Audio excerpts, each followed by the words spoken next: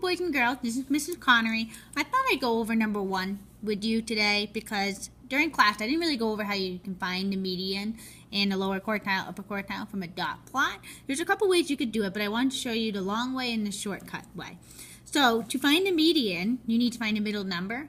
One way you could do it is actually list out all these numbers from least to greatest, and that seems really tedious. So let me just show you the difference between having to do that versus the shortcut. So we have 5, 5, so that means I would have to record 5, 5. 5, 5, 5, 5, 5. Right here we have 8, 10, so that means I'd have to write 8, 10. 1, 2, 3, 4, 5, 6, 7, 8. 1, 2, 3, 4, 5, 6, 7, 8, 10. We have 4, 15. 2, 20. 3, 25. 2, 30. A 35. A 45. And a 60. So you could list out your number and find the median by either crossing out least to greatest to get the middle, or you could count how many there were. So I already counted them. There are 27 dot or data value. So that means your 14th number has to be the middle number. Because if you did 27 divided by 2, you would get 13 and a half. So if your 14th number, you would have 13 on one side of it and 13 on the other. So we're going to count the 14th number in. 1, 2, 3, 4, 5, 6, 7, 8, 9, 10, 11, 12, 13, 14. There's your median. So I have 13 numbers to the left of it and 13 numbers to the right of it. Here's how you could use the dot plot. Since there's 27 data values and we divided by 2 and determined your 14th number is your median, we could also count the 14th dot.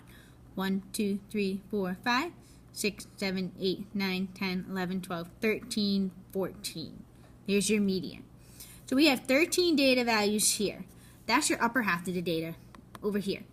The remaining 13 to the right of 15, this represents the upper half of the data. So in your list, this upper half, here's a list of these values, and here's the listed form of these values. So here, that's how you could use a dot plot without having to list all the numbers out. So we have a median of 15. So we need the 5-point summary to make a box plot. So your median equals 15. The next step we need to figure out is to find quartile 1, which is the median of the lower half of the data. So you can do that from the list. We already know there's 13 on this side. So that means the 7th data value has to be in the middle. So 1, 2, 3, 4, 5, 6, 7. There's your lower quartile, or quartile 1. Same thing over here. We could count the 7th data out.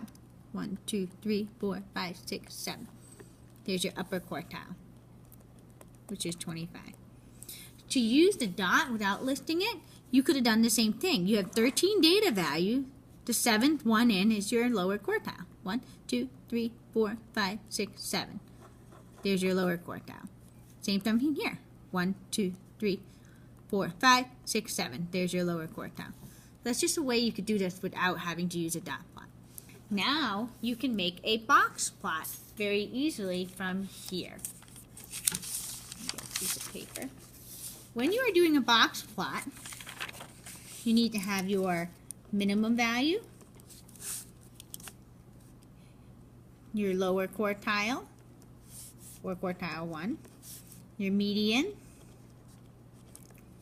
your upper quartile, or also known as quartile 3, and your maximum. So your minimum value from the dot plot is 5 minutes. So we're going to write 5. Your lower quartile, we already determined. We said it was 10. Your median, we said, was 15. The upper quartile we determined was 25 minutes. And the maximum number of minutes is way over here at 60 minutes. So the next step that we want to do is draw a number line to create a box plot. And when you draw the number line, you want to determine what scale would be best suited for this example. So we have numbers that range from 5 to 60. So why not count by 5?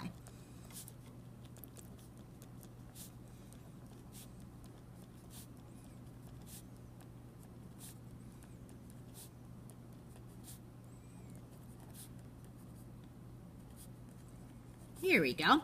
Now we just need to do these 5 points. Your whiskers is your minimum and your max. That's where you use a dot, and I call them whiskers. So 5 is your whisker and 60. So there's your minimum and your maximum. Your lower quartile and upper quartile are the outer edges of the box. So your lower quartile is 10, so we're going to draw a vertical line at 10 and a vertical line at 25.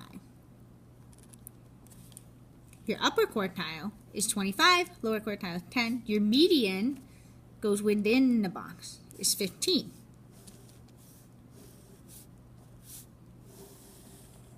There is your box plot. Now, when you get to part B, the question was asking, what is, let's write it down here, the dot, what is one thing you can see in a dot plot that you can't see in the box plot? So if you look at your dot plot, what can you see in this dot plot that you can't see in the box plot? One of the things you can see in a dot plot is you can see all of the individual data values. You can also see how many there are. Here, I don't know how many are in there if I was only given the box plot. Here, we know every individual value. Okay? What is something that's easier to see in the box plot than the dot plot? Well, if you look at a box plot, you can see where the data is really spread out. So remember we talked about how each of these data represent 1/4 of the data, or also 25%. So what that means is there's the same number of data values in this section as there are here. This is wider because it has a very large variability. We could also say that at least 25% of the data is more than 25 minutes. Or we could say that less than 25 minutes would be 75% of the data. So we can talk percentages in a box plot where you can't really do that in a dot plot. I hope by doing number 1 for you helped you along the way. Good luck!